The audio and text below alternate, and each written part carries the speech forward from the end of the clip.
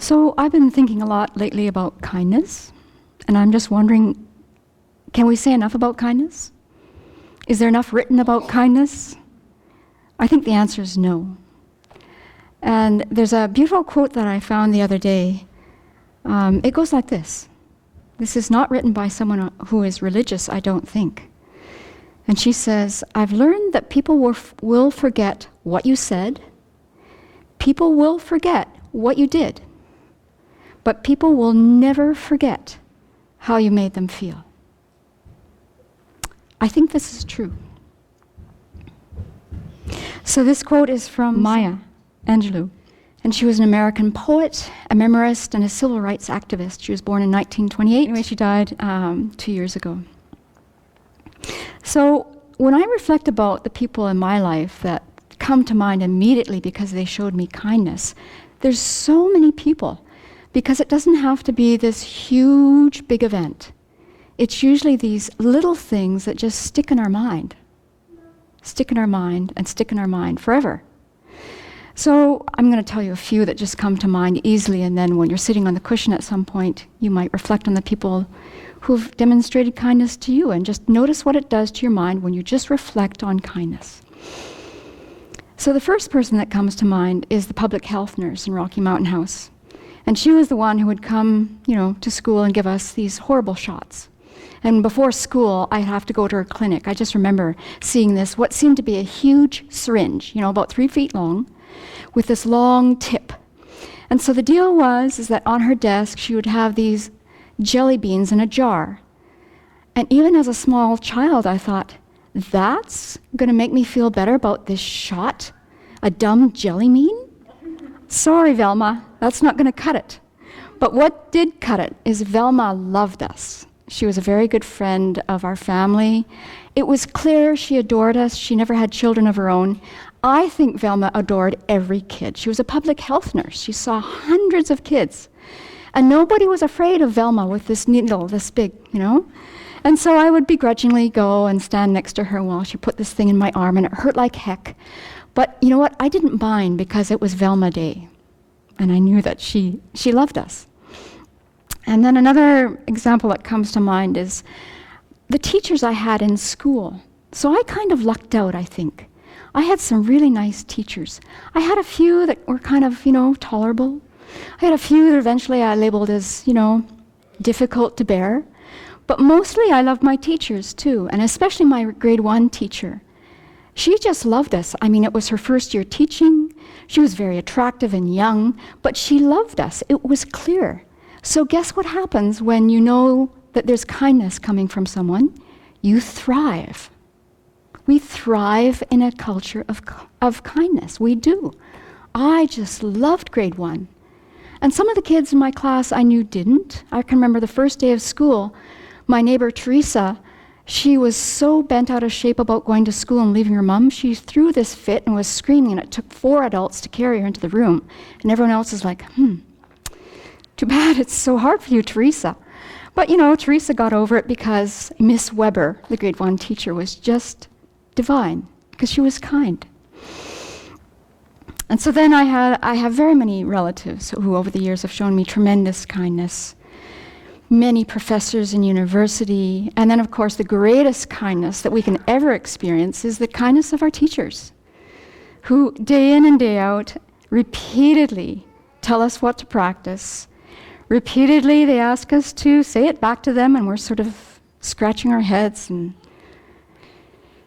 wishing we could remember, and then they repeatedly tell us again about what to practice. So their kindness is just sublime. And then another time in my early 20s, this is long before I was interested in anything religious, I was working at a deli. So I'm going to change the names. I won't even mention the city. I won't say the name of the deli. But it was a delicatessen at a university. And I got this job just because I needed a dumb job.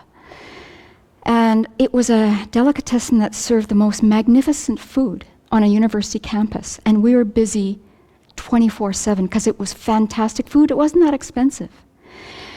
Then there were 2 people in this delicatessen that made the whole thing work. One was John, he was one of the cooks, and the other one was Kate. These are made-up names. Well, John was the cook for sure. He was a magnificent cook, and all of us working there were university students, so we didn't know much. He made that very clear to us. And he told us again and again how we just didn't know much. And he was absolutely a volcano to work with. He exploded at least 4 times a day. We could set our watch to it. Is it 3 o'clock yet? Oh, well, John's going to explode. When John exploded, this is a very small space, too, I might add. It might have been from the edge of the table to the wall and this wide. And we're serving a university campus with fantastic food. So John would explode 4 times a day. I got to time my breaks when I thought he would explode, so I'd just leave. But it was pretty predictable. It was pretty unpleasant. And all I could try and do when John was around was survive. Definitely, I did not thrive. He threw things. He threw things into the kitchen sink. He threw knives. When I think about what things he threw, you know, if it was now, 2016, I probably would have been behaving differently and going to a lawyer. One day he even threw a dustpan at me. I had turned around to do something, and he flung it at me and hit me. Okay, so that was John. I just knew that I wanted this job because I needed a dumb job. The other person at this delicatessen was Kate. She was an older woman, probably 65, and she made the desserts. So eventually I got teamed up with Kate. She taught me how to make desserts. Okay, so I knew it then. I know I'm not doing it here now. But in my 20s, I got really good at Nanaimo bars and Pineapple Dream bars, and I made some pies. And working with Kate was heavenly. She was slow speaking. She was gentle. She knew I didn't know anything about cooking. My mom spoiled me. I didn't know anything. She knew that. She knew that every kid coming in there mostly didn't know anything about making stuff. And she would take the time with every single person, and she'd go slow, and she'd say, when John was about to explode, she'd just say, "Don't look up now. It'll be over soon." And, you know, we'd all go like this. So it was great working with Kate. I really loved it. It was a dumb job. But man, people came into that delicatessen, and people saved up their money to eat there, and it was fantastic food because of them both, and because Kate made it work. So again, you know, in the kind setting of Kate, I thrived. In the volatile setting of John, I was fearful, and I was just hoping I could keep out of the way. That's how we are. Now, if you're a spiritual practitioner, you're going to take it all in and just say, "John, bring it on." But obviously, in my 20s, I didn't have that capacity. And a lot of times now, I barely have that capacity. It's something I aspire for. So, of course, everyone in the world really responds to kindness. We know it's a value that is important to everyone on the planet. Whether people think about it or not, we like it when we see it and we feel it. So just to give you some things I've found in the literature out there with non-religious people, here's 6 reasons to be kind today. It's a powerful emotion to uplift our mood. We know that, whether we're giving it or on the receiving end. A simple act of care can switch our perspective from dark to light, from hopeless to hopeful, from reactive to creative. That's a big one, from reactive to creative. The second thing, sincere kindness from the heart triggers a cascade of vitality and health-inducing biochemicals in our body, at least 1,400 of them, which re-energizes both giver and receiver. And now research has shown that at least 600 genes that are designed to protect our health and longevity are actually triggered to express when we are feeling kind and compassionate. So kindness makes us healthier.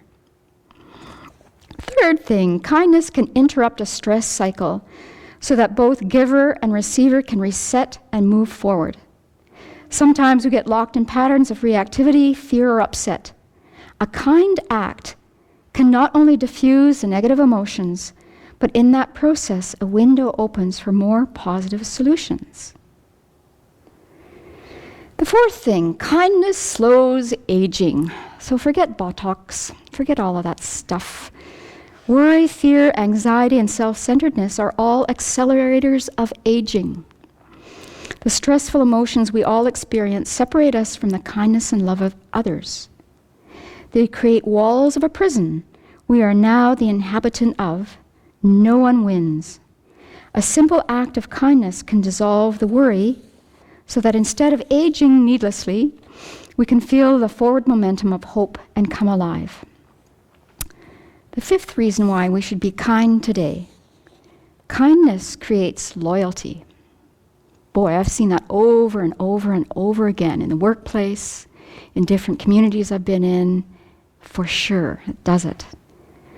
Whether you're dealing with a negative customer, an irate client, a colleague, a boss, whoever you're living with who's overwhelmed, kindness can be that special gift the other person is not expecting, so that they never forget it.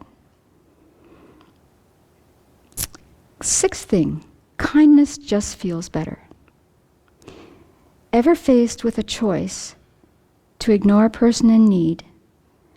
I guess there's some words from here. Have you ever been faced with the choice to ignore a person in need, like a homeless person with their cardboard sign and a handout, or someone struggling to solve a problem at work, or a fellow passenger struggling to lift their heavy carry-on into the overhead compartment? So you stretch out of your comfort zone to lend a helping hand, and the joy and the relief on the face of the recipient of your kind gesture has just made your day. So I think it's so important, just if we notice that we're in a grumpy mood, just reflecting on kindness, I see, helps my mind. Just reflecting on it. There's hundreds of examples in our life, probably thousands. And then to go one step further, and when we see that we have an opportunity to be kind, to do it. It doesn't cost us anything. And look at the huge benefits. And so in the description of this BBC talk, there'll be a link to a meditation that Venerable Chödrön has given. It's a beautiful meditation on how to cultivate kindness. And in doing the meditation, it actually makes you feel this tremendous sense of gratitude. And then when we feel this tremendous sense of gratitude, then it's just normal that we want to repay the kindness to whoever, comes in front of us. So I'm just inspired thinking about kindness and reading about it this morning. It's something that we all value deeply. It's something we can so easily do. And I'm going to go back to this first quote by Maya Angelou. I've learned that people will forget what you said. People will forget what you did. But people will never forget how you made them feel. So let's keep ourselves oriented towards kindness.